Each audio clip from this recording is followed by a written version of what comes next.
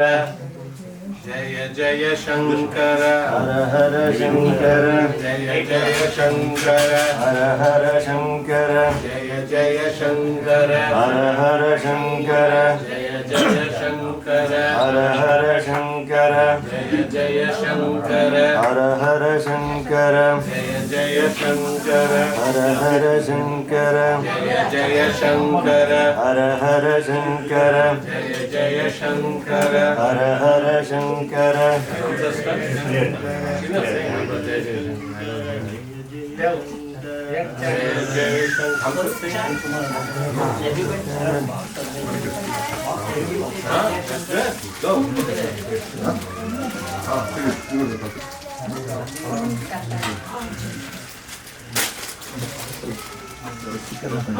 சுதர்ஷன் ஏதாவது பண்ணுமா கொடுங்க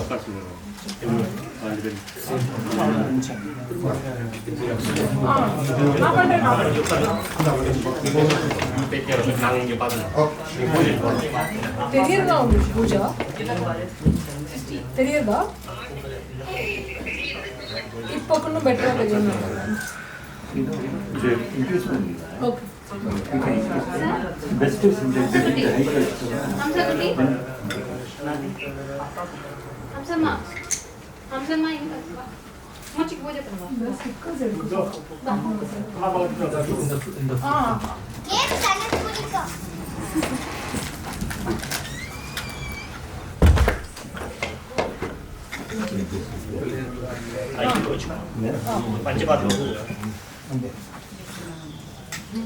தெரியுதா இப்போ ஓகே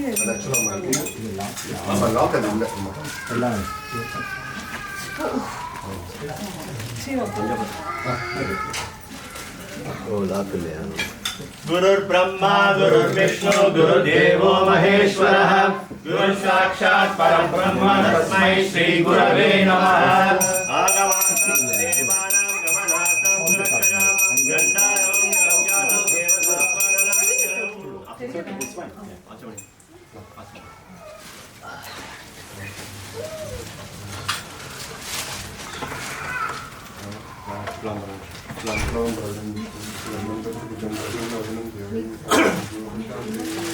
गम्यानो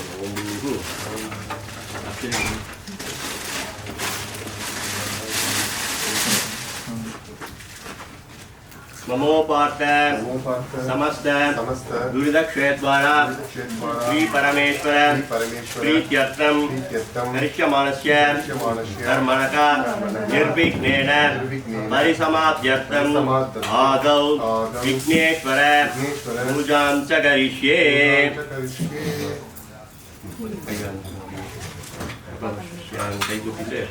ओम गणानाहं त्वा गणपतिगं हवामहे कविं कवीनामुपमश्रवस्तमं ज्येष्ठराजं ब्रह्मणां ब्रह्मणस्पदान शृण्वन्नोतिभिर्सीदसादनं प्रणो देवी सरस्वती वाचे वीर्वाचिनीपति दीनामगत्यवदुं गणेशाय नमः सरस्वत्यै नमः ओम श्री गुरुभ्यो नमः ध्यायामि आवाहयामि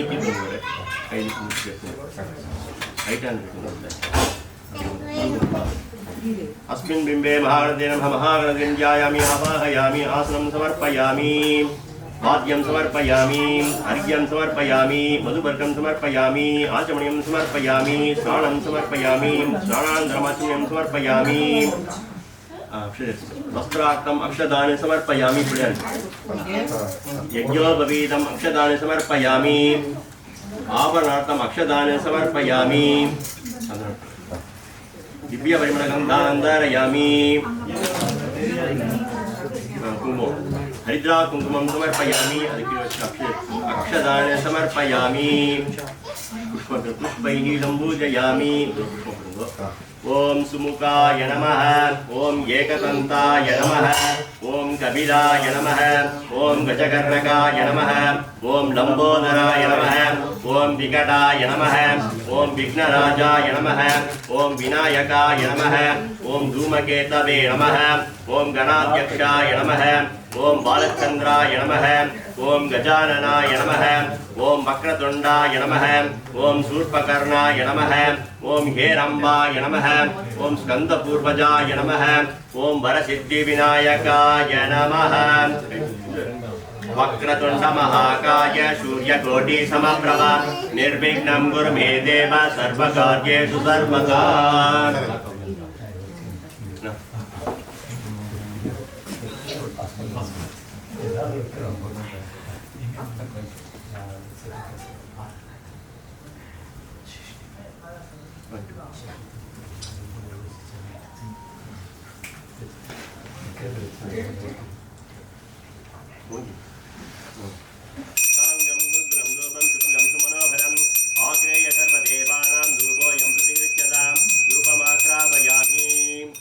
आचमनीयं समर्पयामि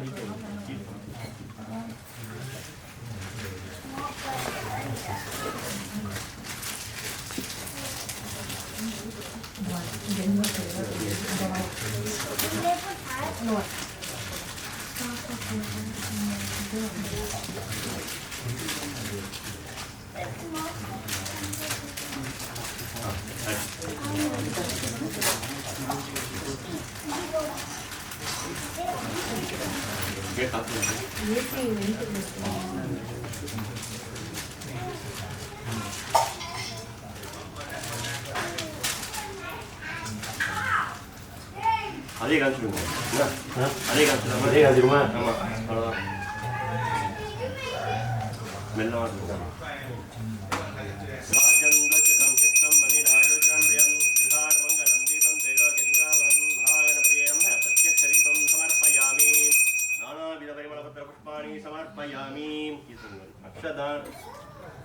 अक्षदान समर्पयामि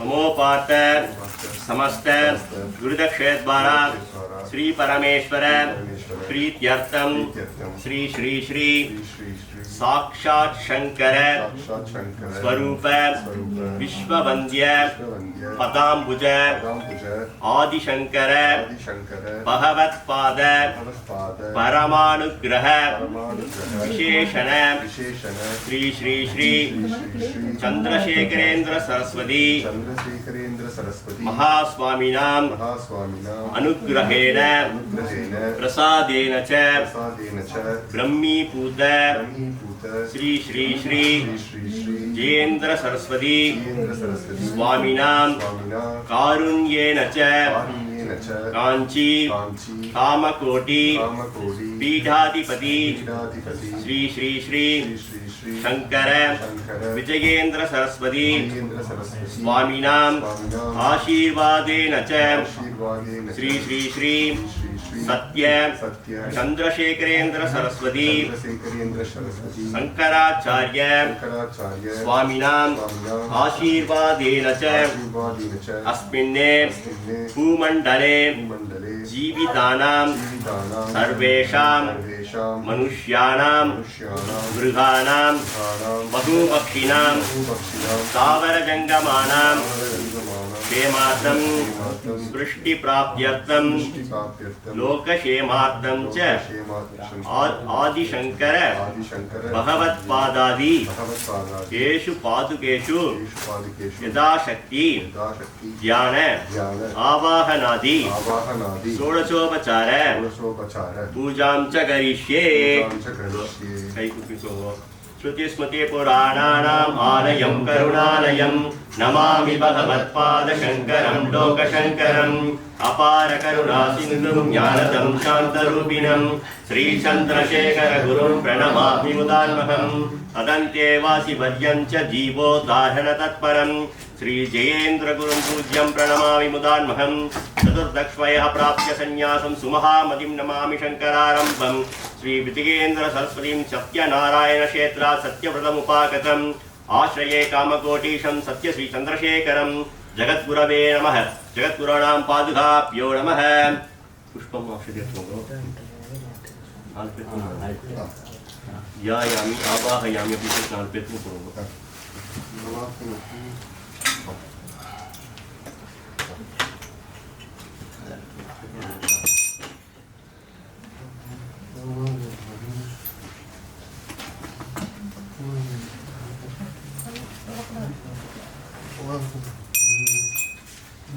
अक्षतेर्तुण्डे आसनार्थम् अक्षतानि समर्पयामि।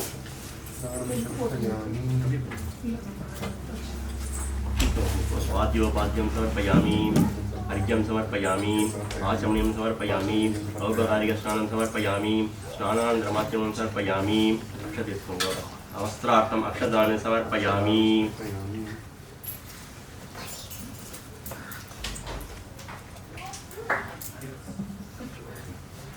द्वितीय परिमलगन्धान् धारयामि। गन्धस्योपरि हरिद्रा कुङ्कुमं समर्पयामि।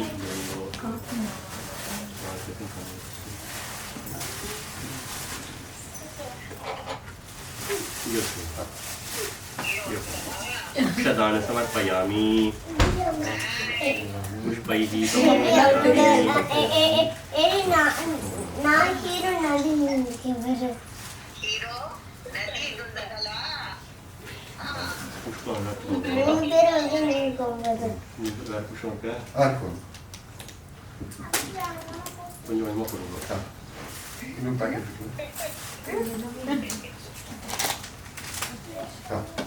Power on.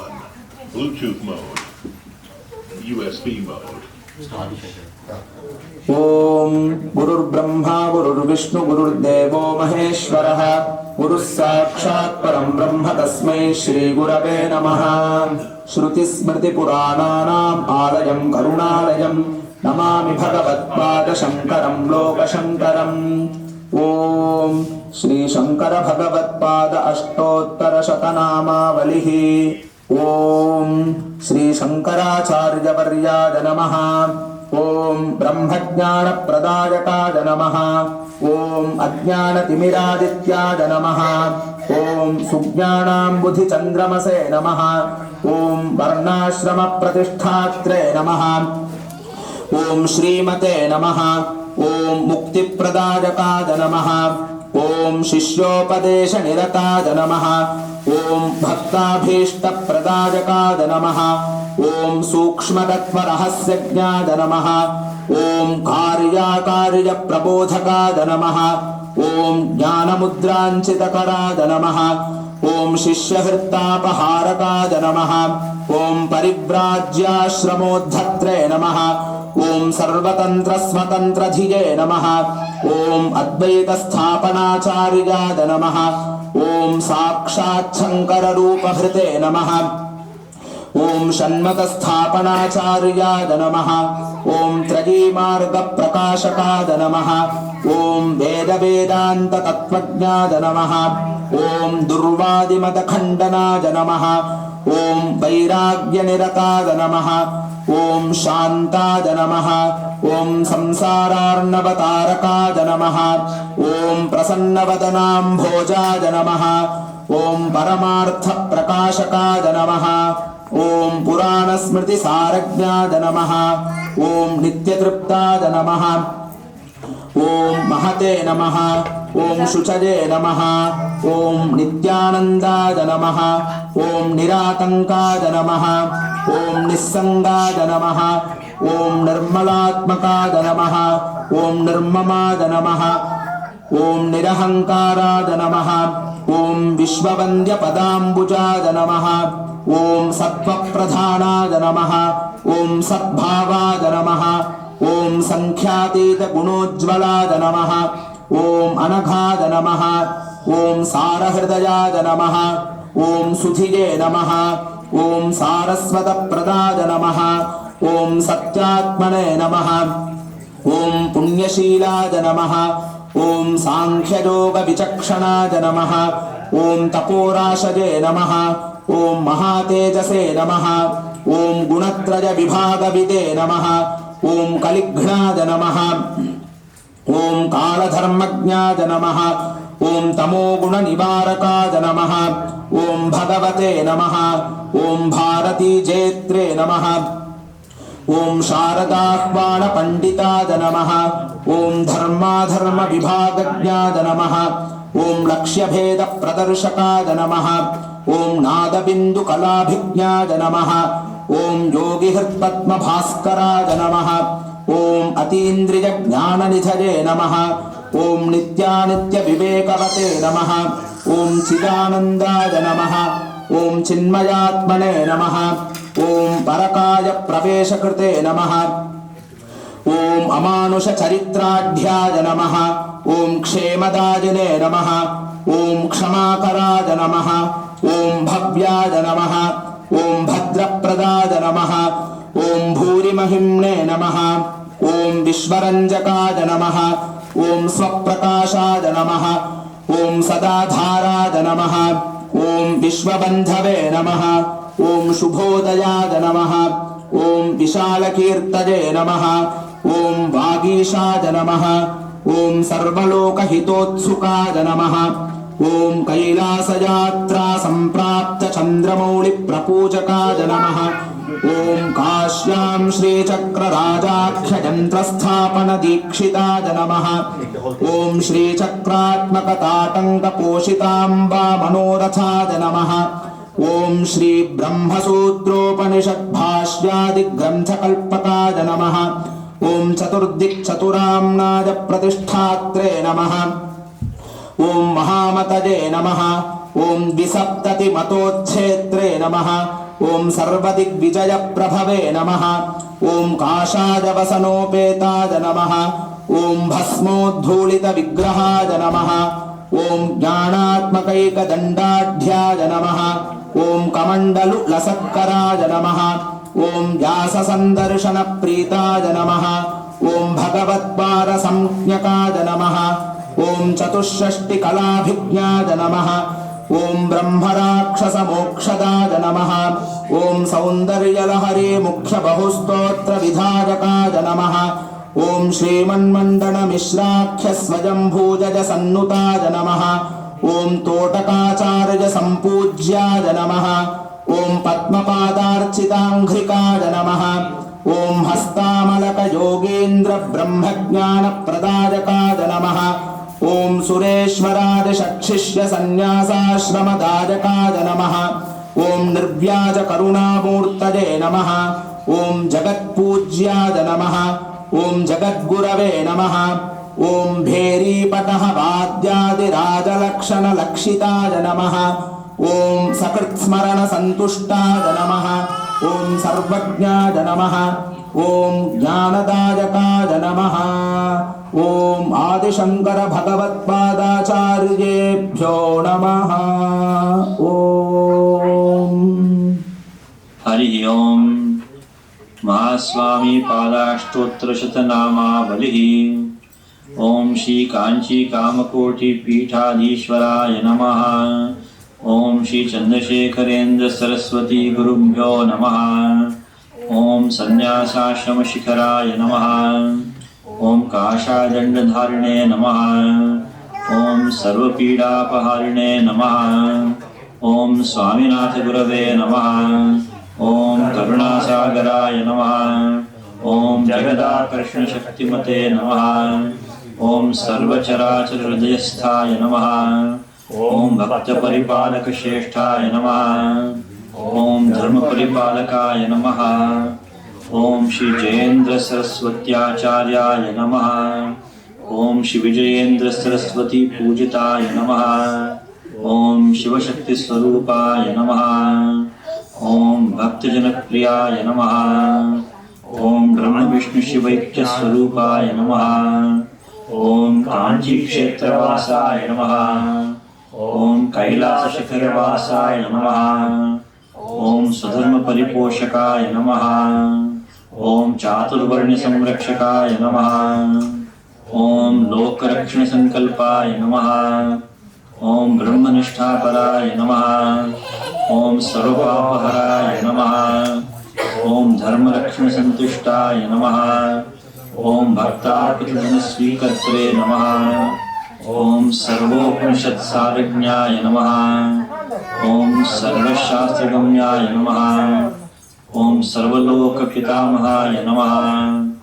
ओम भक्ताभीष्टप्रदायकाय नमः। ओम ब्रह्मण्यपोषकाय नमः। ओम नानाविधपुष्पार्चितपदाय नमः। ओम रुद्राक्ष किरीटधारिणे नमः। ओम भस्मोद्धूतविग्रहाय नमः। ओम सर्वज्ञाय नमः। ओम सर्वचराचर व्यापकाय नमः। ओम अनेक शिष्य परिपालकाय नमः। ओम मनश्चाञ्चल्य निवर्तकाय नमः। ओम अभयहस्ताय नमः। ओम भयापहाय नमः। ओम यज्ञपुरुषाय नमः। ओम यज्ञानुष्ठान रुचिप्रदाय नमः।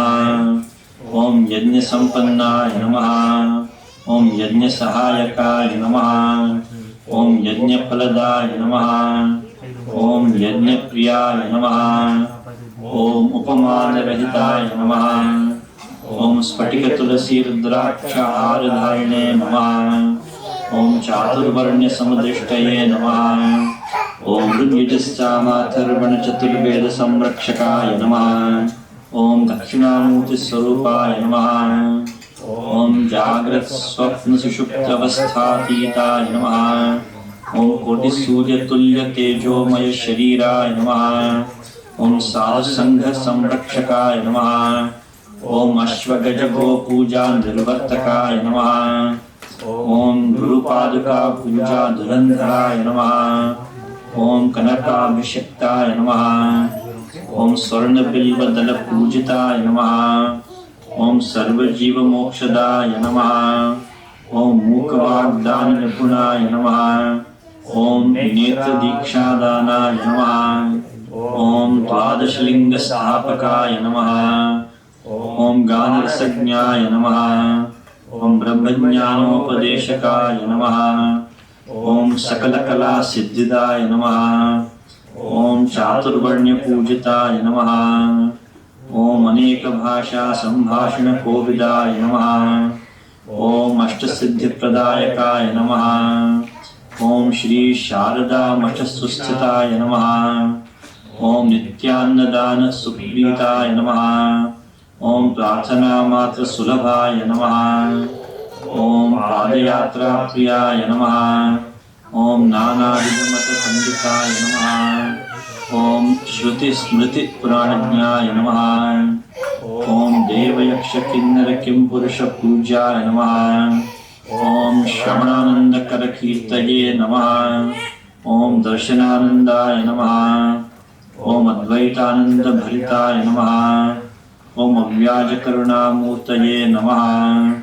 ओम शैव वैष्णवादिमान्याय नमः। ओम शंकराचार्याय नमः। ओम दंडकमंडलुहस्ताय नमः। ओम वीणा मृदंगादि सकल वाद्यनाद स्वरूपाय नमः। ओम रामकथा रसिकाय नमः। ओम वेद वेदांगागमादि सकल कला सदः प्रवर्तकाय नमः। ओम हृदय गुहाशयाय नमः। ओम शतरुद्रीय वर्णित स्वरूपाय नमः। ओम केदारेश्वरनाथाय नमः। ओम अविद्यानाशकाय नमः। ओम निष्काम कर्मोपदेशकाय नमः। ओम लघुभक्तिमार्गोपदेशकाय नमः। ओम लिंगस्वरूपाय नमः। ओम सालग्राम सूक्ष्मस्वरूपाय नमः। ओम कालक्याम शंकरकीर्तिस्तंभ निर्माणकर्त्रे नमः। ओम जितेन्द्रियाय नमः। ओम शरणागतवत्सलाय नमः। ओम श्री शैलशिखरवासाय नमः। ओम डमरुकनाद विनोदाय नमः। ओम वृषभारूढ़ाय नमः। ओम दुर्मतनाशकाय नमः। ओम आविचारिक दोषहत्रे नमः। ओम मिताहाराय नमः। ओम मृत्युविमोचन शक्ताय नमः। ओम श्रीचक्रार्चन तत्पराय नमः। ओम दासानुग्रहकारकाय नमः। ओम अनुराधा नक्षत्र जाताय नमः। ओम सर्वलोकख्यातशीलाय नमः। ओम वेंकटेश्वर चरण पद्म षट्पदाय नमः। ओम श्री त्रिपुर सुंदरी समेत श्री चंद्रमौलीश्वर पूजा प्रियाय नमः। इति श्री कांची कामकोटि पीठाधीश्वर शंकराचार्य श्री चंद्रशेखरेंद्र सरस्वती अष्टोत्तर शतनामावलिः संपूर्णा। ओम तत्सत्। ॐ परित्यज्य मौनं वटाधस्थितिं च व्रजन् भारतस्य प्रदेशात् प्रदेशं मथुस्यन्ति वाचा जनान् धर्ममार्गे नयन् श्रीजरेन्द्रो गुरुर्भाति चित्ते। ॐ श्री जगद्गुरु श्री जरेन्द्र सरस्वती श्रीपादानाम् अष्टोत्तरशतनामावलिः। ॐ जयाख्यजा प्रसिद्धेन्द्र सरस्वत्यै नमो नमः। ओम तमोपहग्रामरत्नसम्भूताय नमो नमः। ओम महादेव महीदेव तनूजाय नमो नमः। ओम सरस्वती गर्भशुक्तिमुक्तारत्नारते नमः। ओम सुब्रह्मण्याभिजानीत कौमाराय नमो नमः। ओम मध्यार्जुनगजारण्याधीत वेदारते नमः। ओम स्ववृत्तप्रेणिताशेषाध्यापकाय नमो नमः। ओम तपोनिष्ठगुरुज्ञात वैभवाय नमो नमः। ओम गुर्वाज्ञापाल नरत पितृदत्तारते नमः। ओम जजाब्दे स्वीकृततुरीयाश्रमाय नमो नमः। ओम जजाख्यजा स्म गुरुणा दीक्षिताय नमो नमः। ओम ब्रह्मचर्यादेवलब्ध प्रव्रज्याय नमो नमः। ओम सर्वतीर्थतटे लब्ध चतुर्थाश्रमिने नमः। ओम काषाढवासः संवीत शरीराय नमो नमः। ओम वाक्यज्ञाचार्योपदिष्ट महावाक्यादते नमः। ओम नित्यं गुरुपदद्वन्द्वनतिशीलादते नमः। ओम लीलजावामहस्ताग्रधृतदण्डादते नमः। ओम भक्तोपहृतबिल्वादिमालाधर्त्रे नमो नमः। ओम जम्बीरतुलसीमालाभूषिताय नमो नमः। ओम कामकोटिमहापीठाधीश्वराय नमो नमः। ओम सुवृत्तन्द्रहृदाकाशनिवासाय नमो नमः। ओम पादानतजनक्षेमसाधकाय नमो नमः। ओम ज्ञानदानोक्तमधुरभाषणाय नमो नमः। ओम गुरुप्रिया ब्रह्मसूत्रवृत्तिकर्त्रे नमो नमः। ओम जगद्गुरुवरिष्ठाय महते महसे नमः। ओम भारतीय सदाचार परित्रात्रे नमो नमः। ओम मर्यादोल्लंघि जनता सुदूराय नमो नमः। ओम सर्वत्र समभावाप्त सौहृदाय नमो नमः। ओम दीक्षा विवसिताशेष भावुकाय नमो नमः। ओम श्रीकामकोटिपीठाग्र्यनिकेताय नमो नमः। ओम कारुण्यपूर्णपूर्णान्तःकरणाय नमो नमः। ओम चंद्रशेखर चित्ताब्जाह्लादकाय नमो नमः। ओम पूरितस्वगुरुत्तम संकल्पाय नमो नमः। ओम त्रिवारं चंद्रमौलेश पूजकाय नमो नमः। ओम कामाक्षी ध्यान संलेन मानसाय नमो नमः। ओम सुनिर्मित स्वर्णरथवाहिताम्बादते नमः। ओम परिष्कृत अखिलाण्डेशीताटङ्काय नमो नमः। ओम रत्नभूषित नृत्येश हस्तपादादते नमः। ओम वेंकटाद्रेश करुणा प्लाविताय नमो नमः। ओम काश्यां श्रीकामकोटेश आलयकर्त्रे नमो नमः। ॐ कामाक्ष्यम्बालजस्वर्णच्छादकाय नमो नमः ॐ कुम्भाभिषेकसन्दीप्त आलयभ्रातादते नमः ॐ कालक्यां शङ्करयशस्तम्भकर्त्रे नमो नमः